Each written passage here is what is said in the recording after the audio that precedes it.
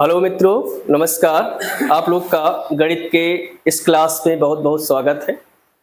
आज का जो प्रश्न है कि गणित कैसे सीखें।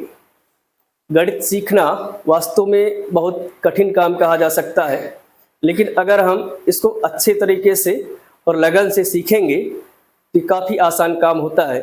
तो हम लोग आज इसी पर बात करने वाले हैं कि हम गणित को सीख कैसे सकते हैं।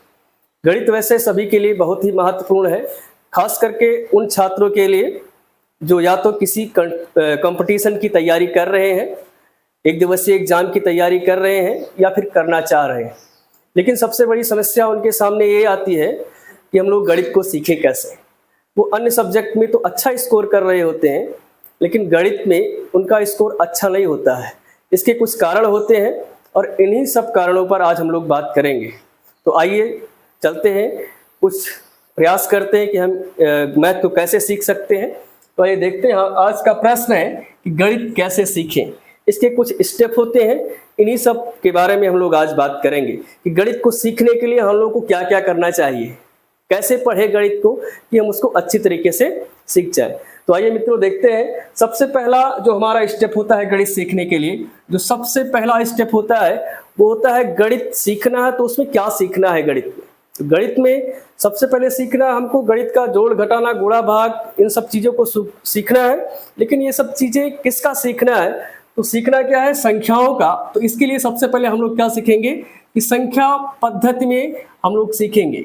संख्या पद्धति में, अब संख्या पद्धति में क्या क्या हम लोग सीखेंगे, जैसे नेचुरल नंबर यानी प्राकृतिक संख्याएं, पूर्ण संख्याएं, पूर्णांक हो गया, रेशनल नंबर जैसे परिमेय संख्याएं, ठीक है, इन सब चीज़ों के बारे में सीखेंगे। इन रेशनल नंबर और उसके बाद रियल नंबर यानी वास्तविक संख्या, इन सब चीज़ों के बारे में से हम लोग पढ़ेंगे कि संख्याएं होती कि आखिर में मैथ में हमको किन चीज़ों को पढ़ना है। तो सबसे पहले क्या पढ़ना है? संख्या पद्धति पढ़ना है। इसके अंतर्गत हम लोग संख्याओं के बारे में पढ़ेंगे जिसका हमें मैथ पढ़ना है। और उसके बाद दूसरा और सबसे महत्वपूर्ण होता जो है वो ये है कि संख्याओं को जोड़ना हमको सीखना है। संख्याओं को हम लोग जोड़े कैसे? तो दूसरा सबसे महत्वपूर्ण जो चरण है गणित सीखने का वो है संख्याओं को जोड़ना। संख्याओं को जोड़ना। उसके बाद तीसरा और महत्वपूर्ण जो बिंदु होता है हमारा वो होता है संख्याओं को घटाना होता है।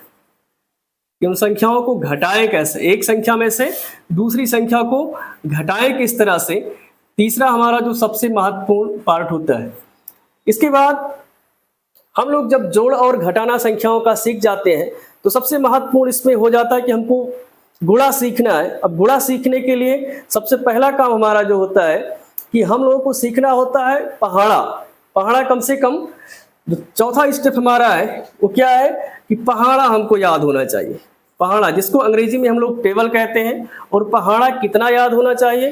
तो पहाड़ा कम से कम 2 से लेकर 20 तक, 2 से 20 तक कम से कम आपको पहाड़ा याद होना चाहिए। इससे कम अगर आपको पहाड़ा याद है तो फिर आप मैथ का जो गुणा वाला पोर्शन है उसको फिर आप नहीं कर पाएंगे, ठीक है। तो मैथ में कितना पहाड़ा याद होना चाहिए? 2 से लेकर कम से कम 20 तक। इसके आगे अगर आप याद कर लेंगे तो मैथ आपका और ज्यादा प्रोग्रेस करेगा। लेकिन मैथ को सीखने के लिए कम से कम आपको 2 से 20 तक पहाड़ा याद होना चाहिए। और आपका पांचवा स्टेप जो होता है, पहाड़ा याद हो जाने के बाद संख्याओं का गुणा हम लोग सीखेंगे। संख्याओं का गुणा, कि दो संख्याओं का आखिर में गुणा हम लोग कैसे कर सकते हैं और गुणा होता क्या है, ठीक, इसके बारे में हम लोग बात करेंगे। और इसको सीखने के बाद अगला स्टेप जो हमारा होगा वो होगा संख्याओं का भाग करना। संख्याओं का भाग होगा। संख्याओं के भाग को सीखने के बाद हम लोग जो अगला स्टेप सीखते हैं वो होता है हमारा संख्याओं का गुणनखंड हम लोग कैसे करें। संख्याओं का गुणनखंड सीखते हैं। 7वां स्टेप हमारा जो है संख्याओं का गुणनखंड। संख्याओं का गुणनखंड क्या होता है इसके बारे में हम लोग बात करेंगे। अगर आपको गुणा नहीं आ रहा तो फिर आप गुणनखंड नहीं कर पाएंगे। इसके बाद जो अगला स्टेप होता है और 8वां स्टेप है कि संख्याओं का जो हमें संख्याओं का गुणज सीखना रहेगा। संख्याओं का गुणज सीखना। संख्याओं के गुणज को सीखने के बाद तब फिर हम लोग अगला स्टेप जो हमारा होगा 9वां होगा जो है भिन्न को सीखना। क्योंकि जब तक हम संख्याओं के संख्याओं का जो गुणनखंड है, जब तक हम संख्याओं का गुणनखंड और संख्याओं का गुणज हम लोग नहीं सीखेंगे तब तक जो है हम भिन्न को नहीं सीख सकते। तो इसके पहले भिन्न को सीखने से पहले क्या सीखना होगा हमें? संख्याओं का गुणनखंड और संख्याओं का गुणज। भिन्न को सीखने के बाद अगला स्टेप जो हमारा होगा वो होगा दशमलव भिन्न। दशमलव भिन्न।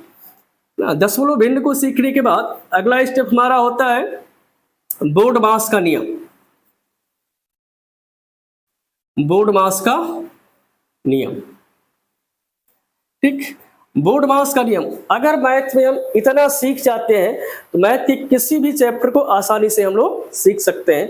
तो बेसिक मैथमेटिक्स को सीखने के लिए हमें इन सब चीजों को सीखना बहुत महत्वपूर्ण है, खास करके अंक गणित को सीखने के लिए।